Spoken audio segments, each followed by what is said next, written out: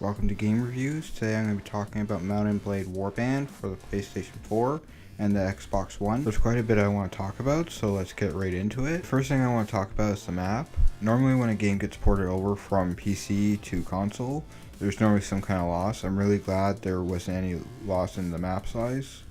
There's still a bunch of villages, there's still castles, and there's still the major cities. I really like the music that's playing when you're looking at the map.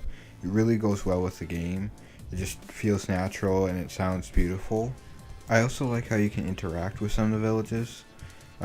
Sometimes they'll be being attacked by bandits and you can intervene, help them out by fighting them off. And when you actually do help out these villages, you'll actually start building rep with them. It'll make people more likely to join you when you're recruiting soldiers, that kind of thing. Also, when you're at these villages, there's other things you can do. You can attack them yourself, or you can buy supplies from them, sell stuff to them.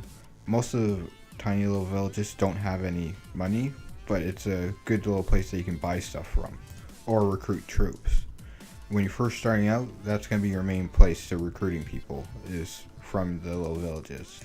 I also like how they kept how where you are on the map will change the battlefield that you fight on when you get attacked by bandits, or if you end up building up your own empire or working for another empire, you'll be attacked by enemy troops, and based on where you are, that's what the field is like such as the snow and the sand fields. And each field actually has its own downfalls, so you kind of have to try and learn how each field works. Such as if you're fighting in a place that has a lot of hills, your troops are going to be moving fairly slowly trying to get down these hills or going up them, that kind of thing. And after you win a battle, you can actually capture any surviving enemy troops and either sell them off as slaves, or you can try and recruit them into your own army. And also you can try and upgrade your own troops.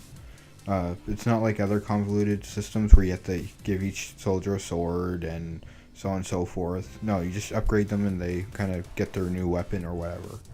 And you also get to loot the enemies. Sometimes you'll get shields, swords, that kind of thing. There's normally a bunch of loot at the end, depending upon what you attack too. Just castles and whatnot. The different things you attack, the different kind of loot you'll sometimes get.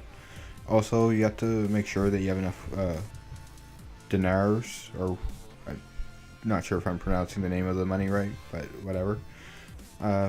If you don't have enough money, your troops are going to starve because you're not buying enough food for them. Also, your troops need to get paid. Every week, you pay your troops. If you don't have enough money, that's that. Also, when you do go to the castles and whatnot, you can actually interact with some of the people that are there. Some of them will have their own little stories. I find that a lot of stories tend to be the same, but it's still pretty good.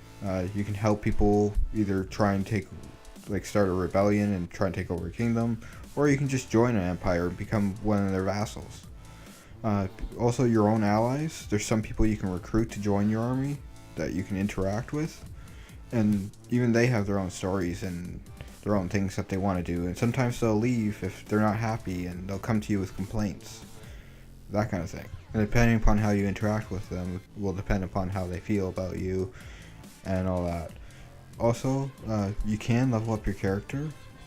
I find it a little overboard, but I do like it at the same time, just because there is so much.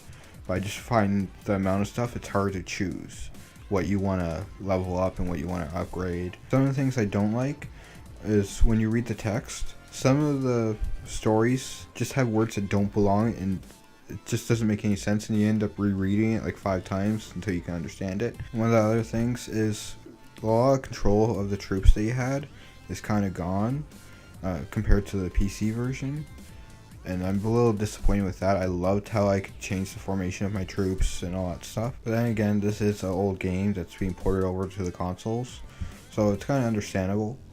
I actually do recommend getting this game. It's a fair price. You actually get a lot with it. You can play however you want, well, almost however you want.